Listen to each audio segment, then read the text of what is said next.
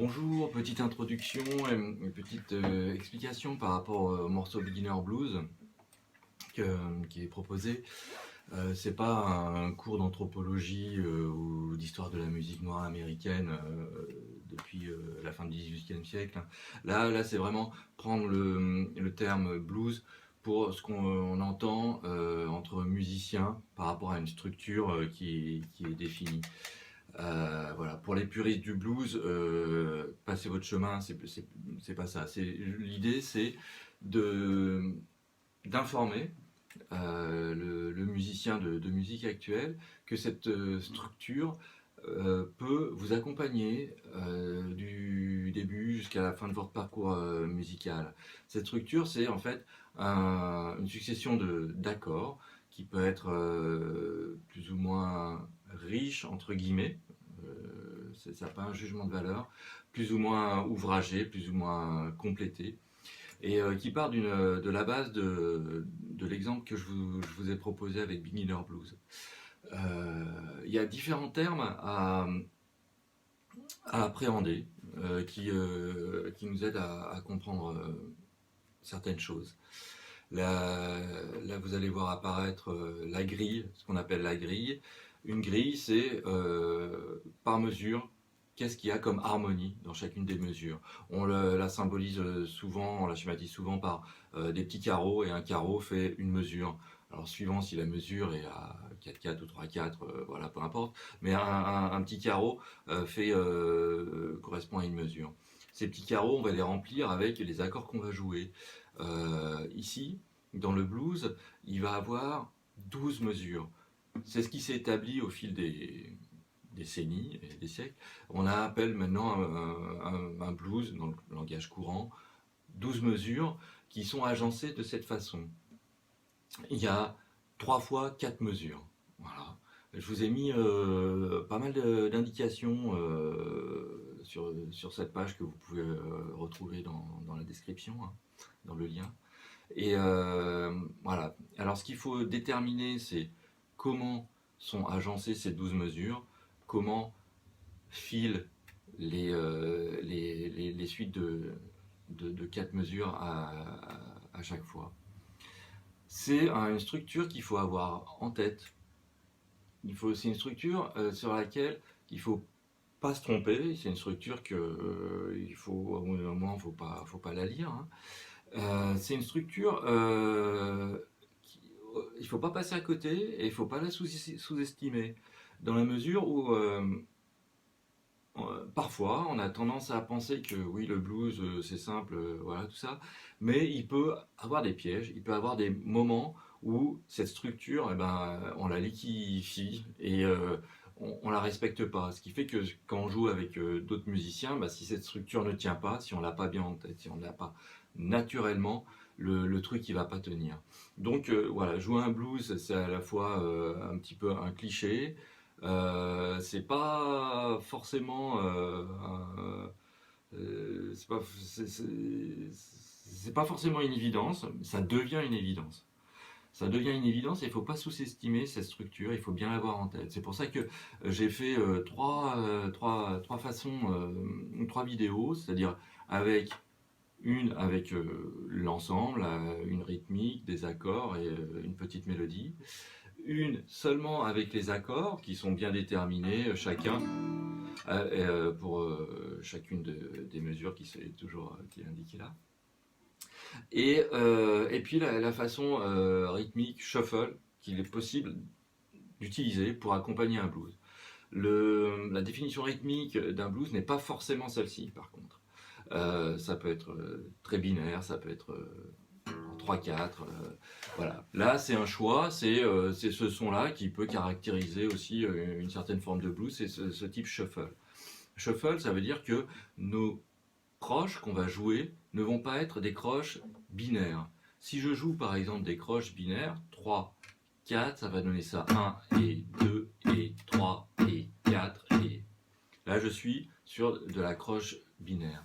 Lorsque il y a l'accompagnement de Beginner Blues, la croche n'est pas binaire, elle va être ternaire. Ça va nous donner ça.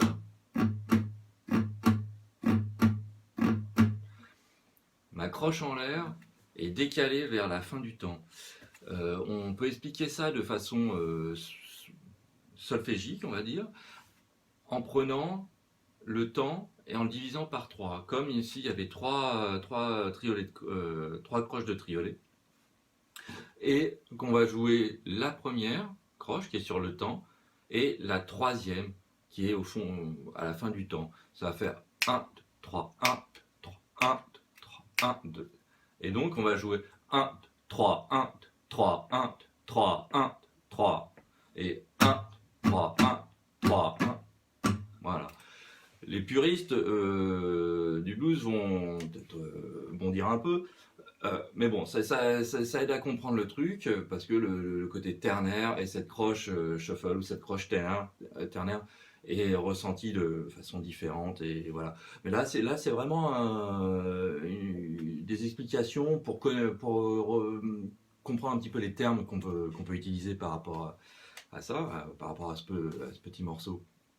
Donc shuffle ou fil ternaire ou deux croches égale noir croche dans un triolet. Voilà, ça veut dire que voilà, je suis sur quelque chose, un feeling ternaire, par opposition à un feeling binaire, où là, chaque temps va être bien découpé à chaque fois en deux parties. Ça, c'est pour expliquer un petit peu ce terme de shuffle ou de ternaire. Il y a d'autres indications qui sont indiquées là sur le petit papier, c'est quick change, c'est-à-dire qu'à la deuxième mesure, on peut passer en mi sur un la. Voilà, c'est le 4e degré. J'ai marqué aussi les degrés pour ceux qui connaissent, qui caractérisent le blues. Donc si je suis en mi, un blues en mi, ben, mon deuxième degré peut être ma deuxième mesure, ma deuxième mesure peut être un la. C'est pas une obligation. Il y a des blues où c'est toujours c'est 4 mesures de mi dans la première partie. Voilà. Donc et il y a une autre chose à voir aussi pour définir des termes. À la fin, on a un turnaround. Turnaround, il peut être joué de énormément de façons. Et il se situe dans les 2 dernières mesures du blues. C'est, on l'a tous entendu.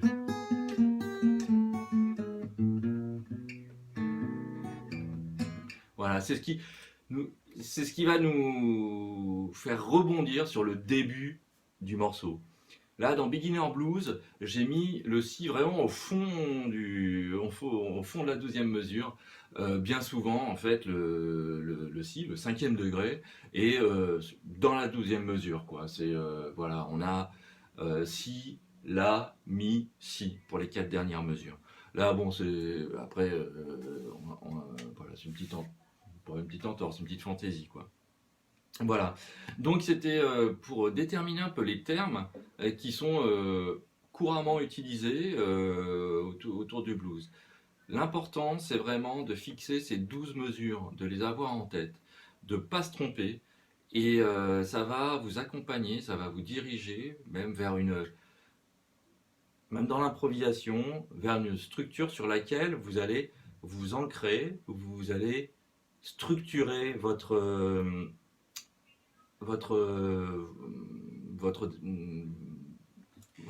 histoire. Vous allez dérouler votre histoire sur ces 12 mesures qui vont être un peu un socle à ce que vous allez dire. Voilà, je ne veux pas aller trop loin là, mais si vous avez ces 12 mesures ancrées, bon, vous avez déjà bien avancé. Salut. Oui, et puis peut-être que j'ai oublié de dire, c'est que cette forme de blues, elle permet aux musiciens de se rencontrer. On peut avoir une histoire musicale, un background assez diversifié. Les musiciens vont pouvoir se retrouver sur cette forme-là. C'est-à-dire qu'on n'est pas obligé d'avoir un répertoire en commun. La majorité des musiques, on va dire, actuelles, rock, funk, blues, jazz, vont pouvoir se rencontrer sur cette forme-là, avec des façons de jouer, avec des choses qui vont se rajouter ou s'enlever, avec des différents, on va dire, façons de voir au feeling. Mais ça, ce qui est important, c'est que cette structure-là, cette base, ce socle, il est commun, il peut être commun et partagé facilement. Voilà, c'est quelque chose qui est bénéfique. On n'a pas besoin de travail, d'avoir, quand on rencontre un musicien, un répertoire en commun, parce que peut-être qu'on ne vient pas du même style, même style, on n'a peut-être pas vu les mêmes choses, mais avec cette structure-là, eh ben, on va pouvoir communiquer, dialoguer, passer un bon moment. C'est important. Salut.